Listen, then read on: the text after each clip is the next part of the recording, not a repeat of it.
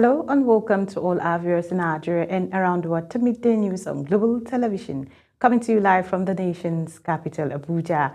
I am Sadia Yakubu. A quick reminder that Global Television is on DSTV, channel 365 and Star Times, channels 276. And now the news in details. There was a heated debate in the House of Representatives as lawmakers tackled the lingering non-payment of local contractors and the slow implementation of the 2024-2025 budget. The issue raised as a matter of urgent public importance by Minority Leader Kingsley Chinda and seconded by the Chairman, Rules and Business, Francis Wevy, donated the plenary in a 7-day ultimatum to the executive. Global Television's parliamentary correspondent Anyete Patrick reports.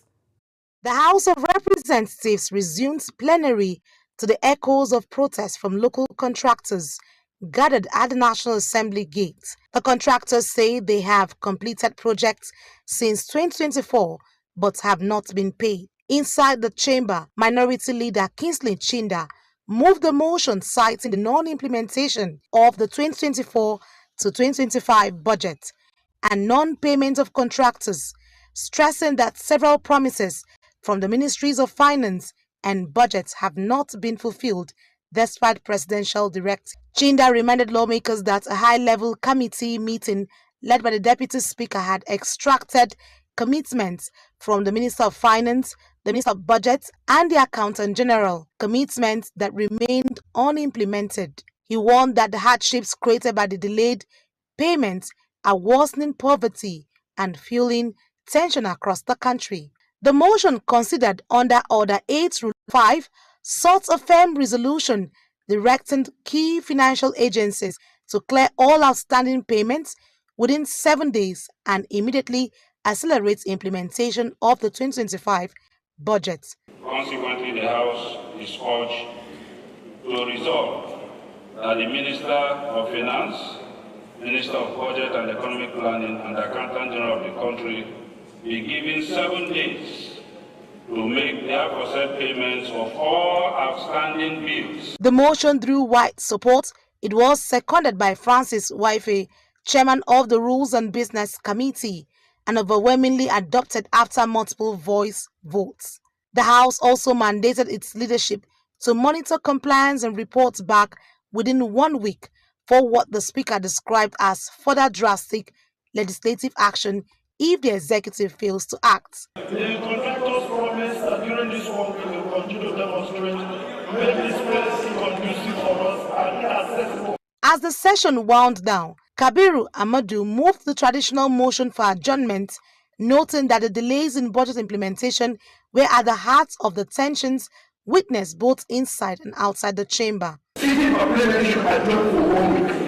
After 1 week, when we hear from the side of the executive about this issue of non-payment and implementation of the bill, that they adjourn till next week to enable us to consult with the executive and rectify this within 1 week. The House has now issued a 7-day ultimatum to the Ministries of Finance and Budget, as well as the Accountant General, to pay all outstanding contractor debts and hasten the 2025 budget rollout. The leadership is expected to brief lawmakers next week on compliance. From the National Assembly, Anyete Patrick reporting for Global TV News.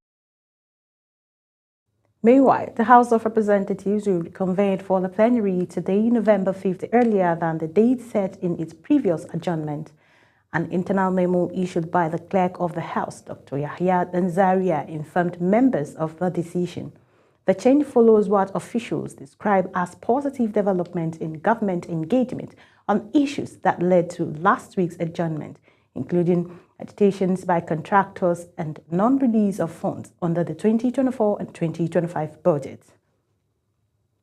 At least 4 farmers have been killed, while several others remain missing following a fresh attack by suspected armed raiders in Amuli community, Okwelu District, Ohini local government area of Benue State. The attacks reportedly took place on Monday and Tuesday while the victims were working on their farms. Residents told newsmen that 2 farmers were killed on Monday and another 2 on Tuesday afternoon. Some villagers are still reported missing as the attack continued to move freely, spreading fear across the community.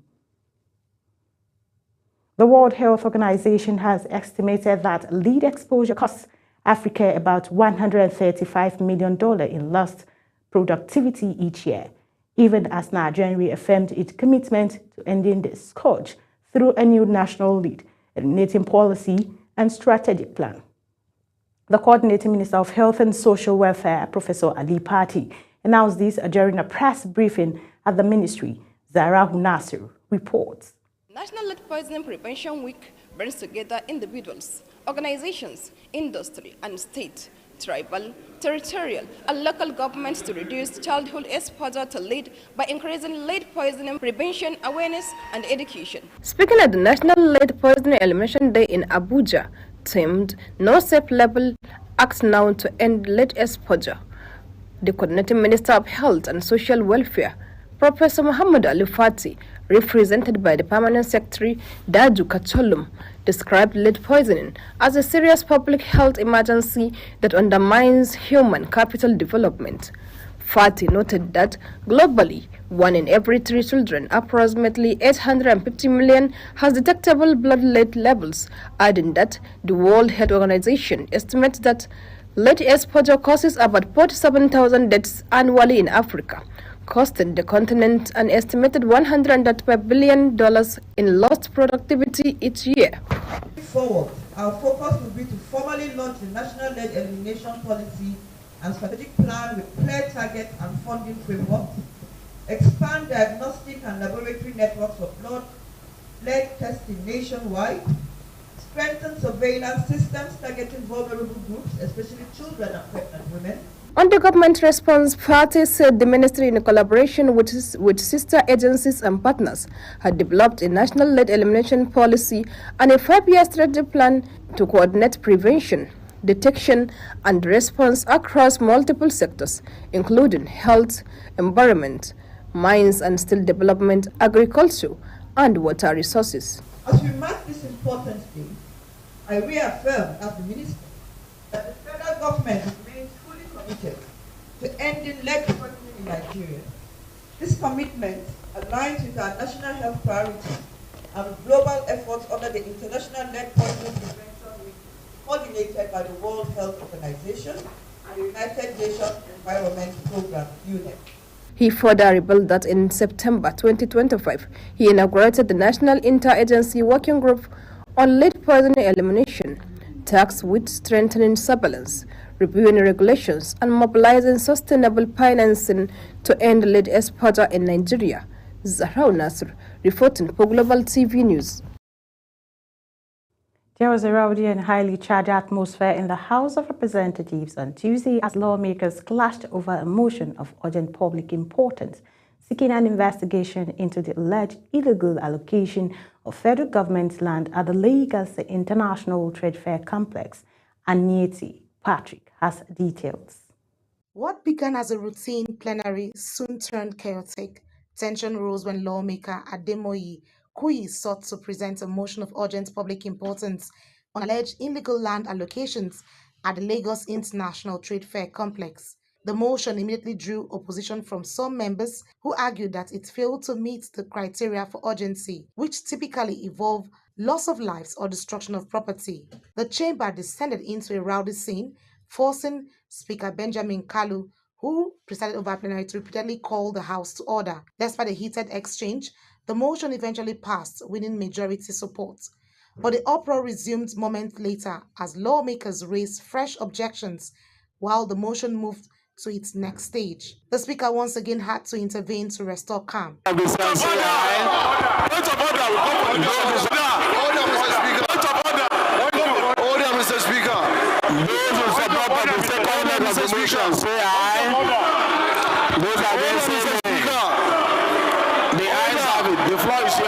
In the adopted motion, the House expressed concern over alleged criminal allocations and distortions of the original 350-hectare master plan of the Trade Fair Complex. The sponsor of the motion claimed that portions of the federal land were being fragmented, sold, or leased illegally, threatening both businesses, stability, and national revenue. He warned that mismanagement at the complex had reached a level capable of triggering ethnic and commercial tension among traders. The House therefore mandated the Committee on Public Assets to investigate the matter, focusing on the management of the complex, alleged land racketeering, and the role of the Lagos International Trade Fair Complex Limited.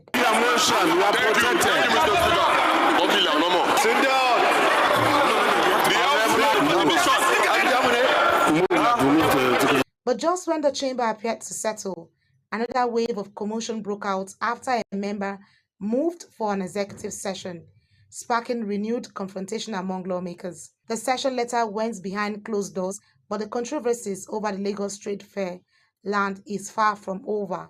The outcome of the investigation could determine the fate of one of Nigeria's largest commercial hubs. From the National Assembly, Annie T. Patrick, reporting for Global Television News. Kano State government has approved the sum of 19.9 billion naira for the execution of various development projects across the state. Briefing newsmen on the outcome of the 33rd Executive Council meeting, the State Commissioner of Information, Ibrahim Waye, said the approval follows a deliberation on critical issues affecting the state. Global Television's correspondent, Idris Jibril, was there and now reports. Chaired by the Kano State Governor Abba Kabir Yusuf, the 33rd Executive Council meeting of the Kano State Government focuses on critical issues of governance affecting the state. After a series of presentations by commissioners of various ministries, the sum of 4.9 billion naira for the Ministry of Education was approved. The breakdown includes 380,957,001 naira for settlement of outstanding liabilities due to the Board for Arabic and Islamic Studies enviers.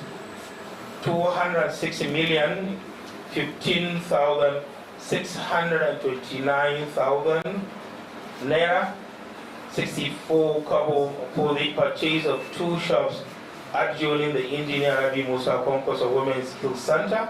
To improve healthcare delivery across the state, the council equally approved the sum of 274.7 million naira for the renovation of various healthcare facilities across the state, while the sum of 3.3 billion naira has been approved for the project under the Ministry of Water Resources. 670,455,779 naira for payment of KEPCO electricity bills for the State Water Board covering 3 months. 1,772,800,000 for settlement update on diesel, AGO, and petrol fuels supply for water treatment plants and the Water Board headquarters. To enhance energy sustainability in Kano, the council approved the sum of over 900 million naira for the supply and installation of solar-powered street lights across the state. 139,528,317 naira 83 kobo for supply and installation of alternative solar power system at the Council Affairs Directorate. 840,361,675 naira 73 kobo for supply and installation of 150 kV solar powered backup system at Africa House, Government House. Meanwhile, the commissioners say Kano State Governor Abba Kabir Yusuf has since directed all ministries affected to immediately commence work and ensure prudent management of government resources. From Kano, Idris Jubrin, Global Television News. A new dawn for the Defense and Police Officers' Wives Association as a seamless transition of leadership takes place for the 16th DPOA president. The outgoing president, Mrs. Ogoho Gwabin Musa, called for a stronger bond within the association as she passed the baton to her successor, Mrs. Mana Femi Oluyede in Abuja. Samuel Odi completes the reports. The handing and taking over ceremony marks the end of an era and the beginning of another, as the outgoing DPOA president formally transfers the mantle of leadership to her successor, promising continued empowerment for military and police families across the nation. The atmosphere was filled with grace, gratitude, and optimism as members of the Defense and Police Officers' Wives Association gathered for the official handover ceremony at the association's national secretariat. The outgoing president says leadership is about continuity, and she is handing over with a heart full of gratitude and confidence. She urged the incoming president and her team to remain steadfast in promoting unity, discipline, and compassion among members. Together, we champion women empowerment and skill building programs, creating opportunities for personal growth, dignity, and self-reliance. We also invested in the welfare of our barracks community through health and family support initiatives. While giving her acceptance speech, Mrs. Fenan Femi Oluyede appreciates the outgoing president for her visionary leadership and ensuring contribution to the poor and the nation.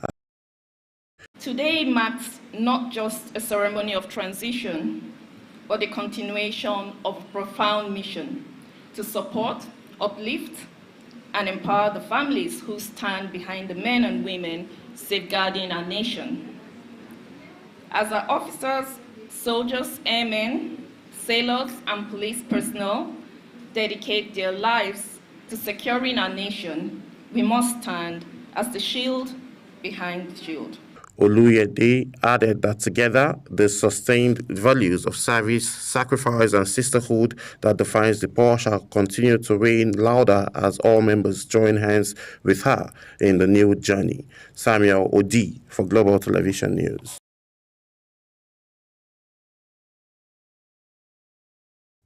You're watching the live broadcast of Midday News. When Midday News returns, injury rules are go out of African Cup of Nations. Details coming shortly, plus business and foreign stories on the other side of this break. Please stay with us.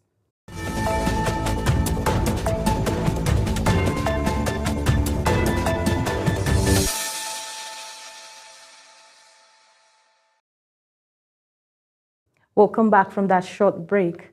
And now, in business news, the Comptroller General of Nigerian Customs Service, Adewale Adeniyi, says customs across Africa must play a greater role in driving continental integration and boosting inter-African trade. Speaking at a strategic meeting with Secretary General African Continental Free Trade Area, Wamkele Mene, on efforts to enhance trade relations within the continent, Adeniyi emphasized that customs administration have a vital role in promoting economic prosperity and development across Africa. Business correspondent Kikelomo Okiri has more. Recent data from the National Bureau of Statistics indicates that as of 2024, Africa has become Nigeria's largest export destination, a clear sign of growing regional trade. At a joint meeting with the Comptroller General of the Nigerian Customs Service, Adewale Adeniyi, and the Secretary General of the African Continental Free Trade Area, Adeniyi emphasized that the success of the trade agreement depends on collaboration among key stakeholders to boost intra-African trade and drive economic growth.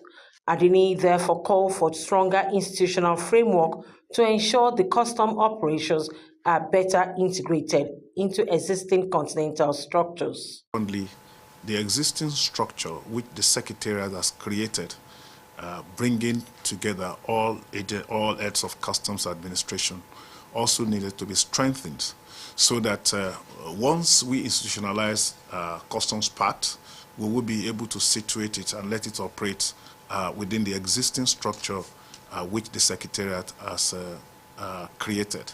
The Nigerian Customs Service reaffirmed its commitment to supporting the AfCFTA agenda by promoting compliance among small businesses and export-oriented enterprises. The African Continental Free Trade Area Secretary General Wamkele Mene says partnership with the Customs Administration and the private sector is critical to realizing Africa's economic integration goals. He noted that the Nigerian custom authorities are central to implementation of AFCFTA, particularly in area of data collection and statistics gathering, which are vital for measuring the true impact of the agreement. Our private meeting, customs authorities are at the heart of implementation of the AFCFTA, so it is expected that we collaborate for implementation.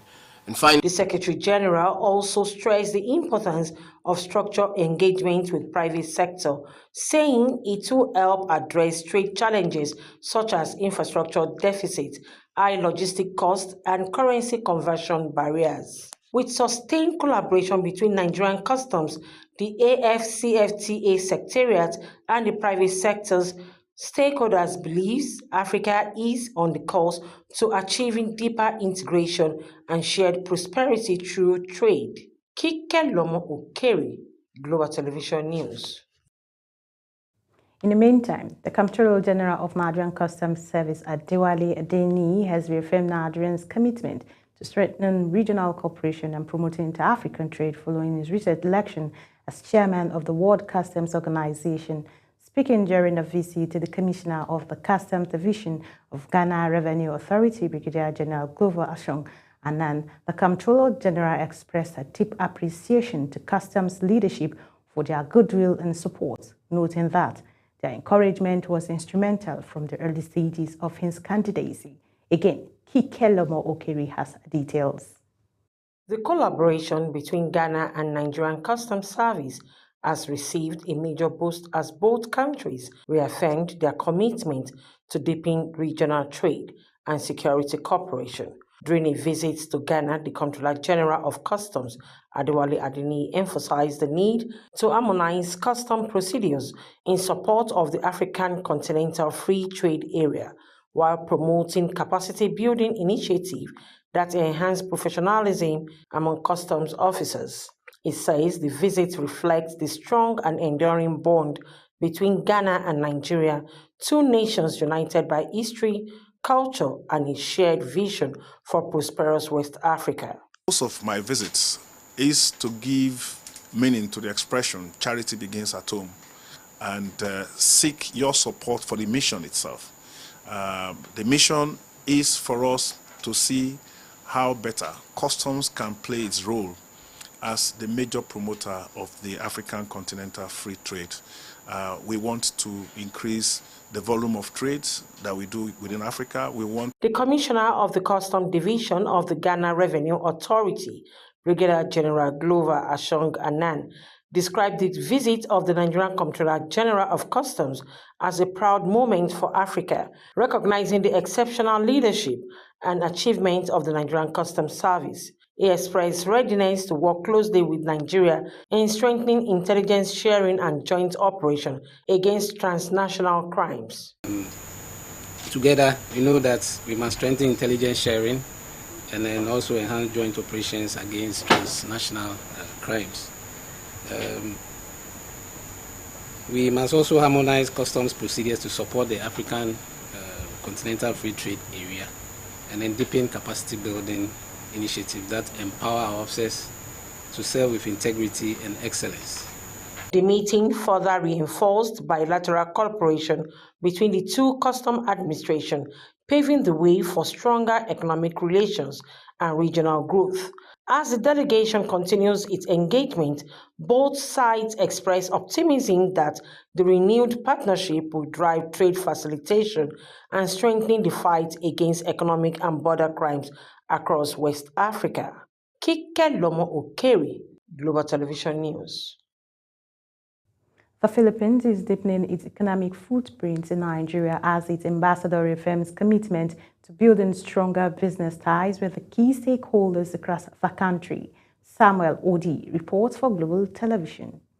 In an exclusive interview with Global Television, the ambassador of the Republic of Philippines to Nigeria, Melso Melyor, emphasized the shared vision of both nations to expand trade, investment, and industrial cooperation. The envoy noted that the Philippines is keen on partnering with Nigerian entrepreneurs in sectors such as fashion, hospitality, agriculture, manufacturing, ICT, education, and renewable energy, describing Nigeria as a strategic economic partner and investment hub in West Africa. Fit into the objective of the Philippines, of the Philippine Embassy in Nigeria, to promote collaboration and strengthening of relationship between stakeholders of the fashion industry in Nigeria and the Philippines.